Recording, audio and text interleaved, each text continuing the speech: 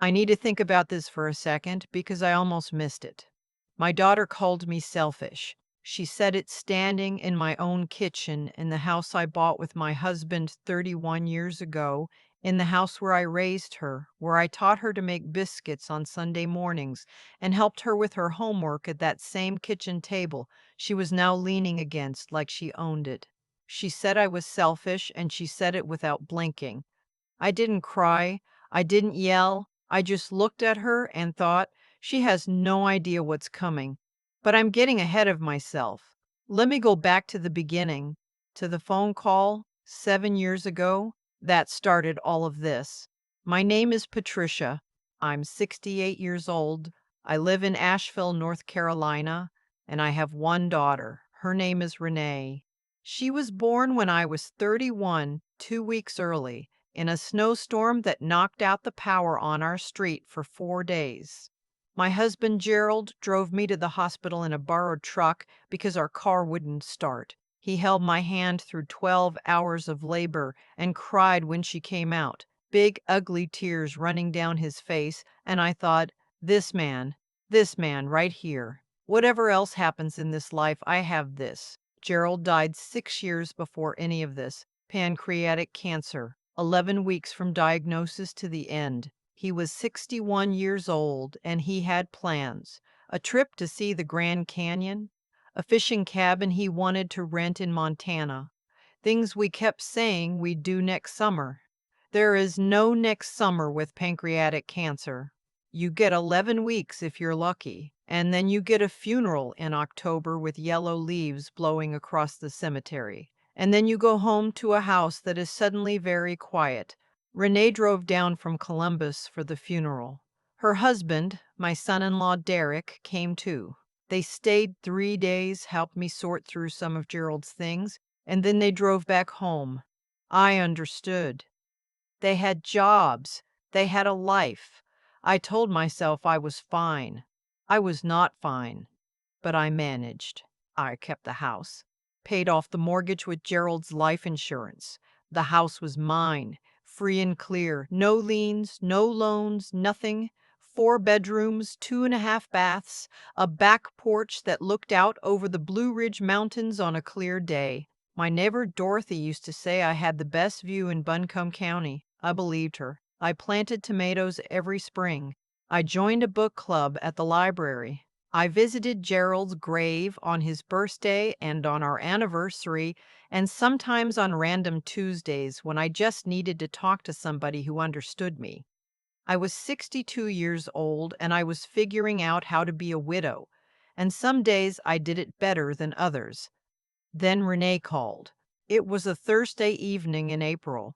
I was sitting on the back porch with a glass of sweet tea watching the sun go down behind the mountains. My phone rang and it was Renee, and before I could even say hello properly, she was already talking. Derek had been laid off. The company restructured, eliminated his entire department, gave him 8 weeks of severance. Renee was working part-time at a dental office. She'd cut back her hours after their second son was born, and her income wasn't enough to cover their mortgage in Columbus. They were behind on payments. They were scared. Could they come stay with me for a while? Just until Derek found something new? She said it wouldn't be long. She said maybe 3 months, 4 at most. She said, Mom, you have all that space, and it's just you in there. Just you in there. I remember how that landed. I said yes. Of course I said yes. She was my daughter. They arrived on a Saturday in May with a moving truck, 2 boys. Marcus was 5. Little Jordan was barely 2, and more stuff than I expected. I had cleared out the 2 guest rooms upstairs and made up the beds with fresh linens. I'd stocked the pantry. I'd moved some of my things from the hall closet to make room. The first few months were fine, mostly. The boys were loud, but I loved having them around. Marcus would climb into my lap while I was reading and demand that I read to him instead, and I always did. Jordan learned to walk on my kitchen floor, those first wobbly steps between the table and the refrigerator, and I was there to see it. Derek was job hunting. He had interviews. A few went well, then fell through. He started getting quieter, spending more time in front of his laptop, less time talking at dinner.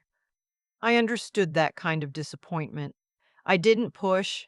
Renee started taking over the kitchen. I don't know how else to say it. It was gradual. First, she rearranged the spice cabinet because she said she couldn't find anything. Then she moved the pots and pans to different cabinets because the old way didn't make sense. She reprogrammed the thermostat, my thermostat, in my house because she said 68 degrees was too cold for the boys. I kept finding things I'd had for years relocated to places I'd never think to look for them. I said something once gently. I said, "Renee, honey, I've kept this kitchen a certain way for 30 years, and I'd appreciate if you'd check with me before moving things around." She looked at me like I'd said something unreasonable and said, "Mom, it's more efficient this way." And that was the end of the conversation. I let it go. She was stressed. Derek was stressed. They were living in their mother's house, and that's humbling for any adult. I gave them grace. Then 3 months became 6, became a year, became 2. Derek found contract work eventually, IT consulting, project by project, nothing steady. Some months were good. Some months he wasn't working at all, and Renee's hours at the dental office were covering almost everything they needed. They talked about looking for an apartment. I heard those conversations from the hallway sometimes. They never quite got there. I stopped saying anything about it. I'm not sure why. Partly because I didn't want to make Renee feel unwelcome in her own childhood home. Partly because I genuinely loved seeing my grandsons every day. Partly because, if I'm honest with myself, the house felt less quiet with them in it, but things were shifting.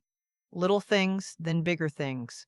Renee started having her friends over in the evenings without mentioning it to me. I would come downstairs in my pajamas, not knowing anyone was there, and find 3 or 4 women at my dining room table with wine glasses and a cheese plate, and Renee would introduce me like I was a guest. I started staying upstairs after 7 o'clock most nights to avoid the awkwardness. She had the locks rekeyed. I need you to understand what that means. I came home from Dorothy's house one afternoon. I had a spare key on a hook by the back door where I'd kept one for 30 years, and my key didn't work. I stood on my own back porch turning that key back and forth, and it would not turn. I called Renee. She said the old locks were worn and she'd had them replaced for safety. She would get me a new key. I asked her when. She said soon. I waited 3 days before I asked again. She gave me a key without apologizing. I should have said something then. I know that. Looking back, I can see exactly where I should have drawn lines and didn't. But when it's your child, when you've known her since she was a newborn in your arms, and you've spent 40 years loving her, you keep looking for the generous interpretation. You keep thinking, she doesn't mean it the way it feels. Then came the incident with Gerald's chair. Gerald had a reading chair, a big brown leather armchair he'd had since before we were married, worn soft in exactly the places where he used to sit, with a floor lamp beside it that he'd positioned just right for reading. After he died, I kept the chair exactly where it was. I sat in it sometimes. It still smelled like him, faintly, for the first couple of years. I kept it. One afternoon I came downstairs and the chair was gone. Just gone. The lamp was pushed to the corner and the spot where the chair had stood for decades was empty. I found Renee in the kitchen. I asked her where the chair was. She said she'd moved it to the garage because Derek needed the space for a standing desk for his work. She said the chair was old anyway. She said she thought I'd understand. I stood there in my kitchen for a long moment. I thought about Gerald driving me to the hospital in a borrowed truck. I thought about yellow leaves. I thought about 11 weeks. Then I went to the garage, found the chair under a drop cloth, and I dragged it back inside myself. I was 64 years old, and I dragged that leather armchair back across the hardwood floor by myself, and I put it exactly where it had always been. I didn't say a word to Renee. I just did it. She didn't touch the chair again. But something had changed in the house after that. I could feel it. The conversation in the kitchen happened about a year after the chair incident. By this point, Renee and Derek had been living with me for almost 5 years. 5 years! The boys were in elementary school. Jordan, who had learned to walk on my kitchen floor, was in second grade. I'd come downstairs early to make coffee, the way I always did. Renee was already up, already at the counter, and she turned around when I came in with an expression I hadn't seen on her face before. Flat, decided. Like she'd been rehearsing. She said that she and Derek had been talking. She said that the house was too crowded, that the boys needed more stability, that things weren't working. She said that there were very nice senior living communities in the area. Independent living? Not a nursing home. She was quick to say that. But a place where I would have my own space and they could have theirs. She wanted me to move out of my house. My house. The house Gerald and I bought together. The house with my name on the deed, only my name, because Gerald had put it in my name when he refinanced years ago to simplify the estate. My house that I owned free and clear. I looked at her for a long moment, and then I said, "Renee, whose name do you think is on the deed to this house?" She blinked. She said that wasn't the point. She said the point was what was best for everyone. She said she thought I would want to be around people my own age. I said, "I'd like you to be out by the end of the month." She laughed. Actually laughed. She said I couldn't do that, that they had established residency, that she'd looked it up, that I would need to go through a formal eviction process that could take months and she wasn't leaving voluntarily. I said, "All right." Then I called my attorney. Her name is Barbara Kowalski, and she has been my attorney for 20 years. Since Gerald and I used her for our estate planning, she is 70 years old. She wears reading glasses on a beaded chain around her neck, and she does not waste words. I sat in her office 2 days after the kitchen conversation and laid out everything, the 5 years, the locks, the chair, the conversation. She listened with her hands folded on her desk, and when I finished, she said, "Patricia, you own the home free and clear. It's in your name alone, and you've given more than adequate notice. This is straightforward." She said North Carolina law gave me clear standing to pursue eviction since there was no lease. Renee and Derek had no written agreement, no rent paid, no legal tenancy established in writing. The courts have a process for family occupants. It isn't instant, she told me. It takes some time, but it is not complicated when the property ownership is unambiguous. She filed the paperwork. I won't tell you it was easy living in that house during the weeks that followed. It wasn't. Renee barely spoke to me. Derek avoided the first floor when I was home. The boys picked up on the tension the way children always do. Marcus got quiet. Jordan started having trouble sleeping. I would hear him crying at night, and I would lie in my bed and feel the weight of all of it. My friend Dorothy came over every few days. She brought casseroles. She sat with me on the back porch and let me talk.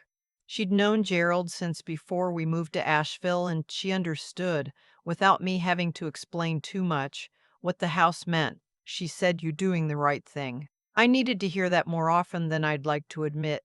I also called my son-in-law's mother, Derek's mother, a woman named Sylvia who lived in Atlanta.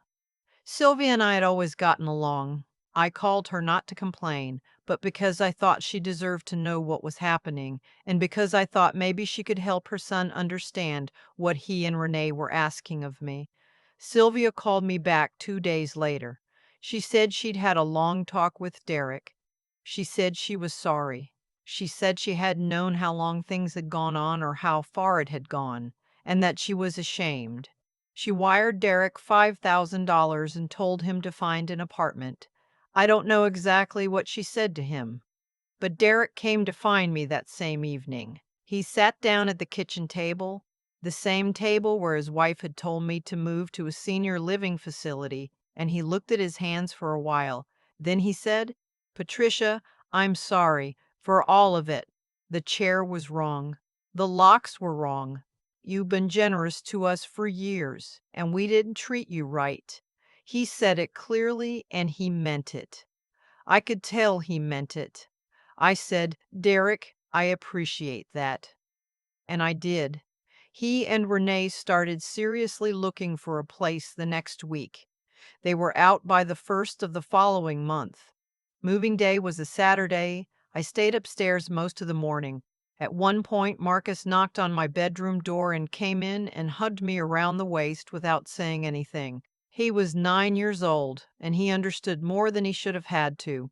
I held on to him for a while. I told him that Grandma's house would always be a place he could visit, that I loved him the same as always, that none of this was his fault. He nodded into my shoulder. When the truck pulled out of the driveway, I stood at my front window and watched it go. Then I went to the garage and I got the cleaning supplies, and I spent the rest of that afternoon going through the house. I put things back where they belonged. I moved the kitchen spices back to where they'd been for 30 years. I reset the thermostat. I put the lamp back beside Gerald's chair at the angle he had always kept it. I made a cup of coffee, and I sat in that chair as the sun went down behind the mountains, and I was quiet for a long time. "There's something I need to tell you," and I held it until now because this is where it belongs in the story. During the weeks when the eviction process was moving forward and the tension in the house was at its worst, I received a letter from an estate attorney in Charlotte. It was regarding my Uncle Roy. Uncle Roy was my father's brother. He had never married, never had children, and he had spent 40 years working as an engineer before he retired to a small place outside of Charlotte. He and I had stayed in loose touch, Christmas cards, occasional phone calls. He was 83 years old, and I knew his health had been declining. He had passed away in February. I'd sent flowers when I found out, called the cousin who handled the arrangements. I hadn't thought much beyond that. The letter said he had left me his estate. Uncle Roy had been careful and quiet with money his entire life in the way that generation sometimes was. He had a small house that had been paid off for decades, a brokerage account, some savings bonds, a life insurance policy. The total, once the estate was settled, came to a little over $400,000. I sat at my kitchen table and read that letter 3 times. I want to be clear about what I felt, because it wasn't triumph. It wasn't satisfaction in the way you might expect. It was something quieter. It was the sense that the ground under my feet was solid, that I was going to be all right, that I had choices. I called Barbara. She said congratulations and meant it. I called Dorothy and she cried a little, which made me cry a little too. I sat with it for a few days before I told anyone else. I did not tell Renee until the estate was fully settled months later. By then, she and Derek had found a 2-bedroom apartment in Arden, about 12 miles away. We had started the slow, careful work of repairing things between us. It was not easy. It may never be fully easy again. But she was still my daughter, and Marcus and Jordan were still my grandchildren, and I was not interested in permanent estrangement. When I told her about the inheritance, she was quiet for a long time. Then she said, "I didn't know." I said, "I know you didn't." She asked if I was going to do anything with the money. I told her I was thinking about taking a trip to see the Grand Canyon. Gerald had always wanted to see it. I thought I'd go for both of us. She said she thought that was a good idea. I went that October. I drove to the airport in Charlotte, and I flew to Las Vegas and rented a car and drove out to the South Rim, and I stood at the edge of that enormous, impossible place, and I looked out over it for a long time. The light at that time of day turns everything gold and rust and deep shadow. It looked like nothing I had ever seen before. I thought about Gerald. I thought about 11 weeks and yellow leaves and borrowed trucks. I thought about how much he would have loved this. I took photographs. I bought a postcard in the gift shop and I sat at a picnic table and wrote on the back of it just a few sentences to him, the way I sometimes still do. And then I folded it and put it in my jacket pocket and kept it. I stayed 3 days. I hiked a short trail along the rim each morning. I ate at a diner that had been there since the 1960s. I slept well for the first time in longer than I could remember. On the last morning, I stood at the rim again, and the sun was coming up, and the whole canyon was changing color in the light. And I thought about the house in Asheville with the view of the Blue Ridge, and the kitchen with the spices back in their right places, and Gerald's chair beside the lamp. And I thought, I kept it. I kept all of it. Some people would say I should have been more patient with Renee. I've heard that. Maybe they're right. I know there are people who think a mother should absorb anything, endure anything, give anything, and that drawing a line means you failed somehow. I used to half believe that myself. But I have learned at 68 years old that love without limits is not love. It's a slow erasure of yourself. Gerald knew that. He showed me that in small ways throughout our marriage. You love people well and you love them honestly. And sometimes loving honestly means saying, "This is as far as I go. The house is mine. It will be mine for as long as I want it. That is not something I will ever apologize for." I want to say one more thing to anyone watching who might be in something like what I was in. Maybe you're a mother or a grandmother or just someone who has given and found themselves standing in their own home feeling like a guest. Maybe you've been told that you're being unreasonable when you ask to be treated with basic respect. Maybe you started to believe it. You're not unreasonable. Your home is yours. Your name on a deed is not just paperwork. It is the physical record of your life's work and your right to exist in your own space with dignity. Know what you own, know your rights, and find a good attorney. The rest has a way of working itself out. I've had a lot of time to sit with all of this. Long, quiet evenings in Gerald's chair with the mountains going dark outside the window, turning the whole thing over in my mind the way you turn a stone in your hand. Not with anger anymore, just with clear eyes. Here's what I know now that I didn't fully understand when Renee and Derek first pulled into my driveway with that moving truck. The way people treat you is almost never about you. It's about what they believe they can get away with. And what they believe they can get away with depends almost entirely on what you have allowed. I allowed a great deal. I moved my own things to make room. I bit my tongue when the spices were rearranged. I asked twice for a key to my own back door. Each time I let something go without saying clearly that it was not acceptable. I was teaching Renee, without meaning to, that there was no limit, that I would absorb anything, that the house and everything in it, including my dignity, was negotiable. That is not a criticism of her alone. That is a failure I participated in. What I've come to understand is that character doesn't announce itself all at once. It builds or erodes in small daily choices. Derek apologizing at my kitchen table. That was character. Renee standing in that same kitchen telling me to leave. That was also character. Years of small choices hardened into a single moment. And my choice to finally say no further. That was mine. Overdue, maybe. But mine. People sometimes talk about cause and effect like it's a punishment system, like the universe is keeping score and settling debts. I don't think of it that way. I think of it more plainly. Actions have weight, and that weight accumulates. Renee and Derek spent 5 years treating someone's generosity like a right, treating someone's home like their own, treating an older woman like a problem to be managed. The consequence wasn't some outside force coming to punish them. The consequence was simply that the foundation they built on, my patience, my silence, my reluctance to cause conflict, had an end to it. I found the end. They found the end.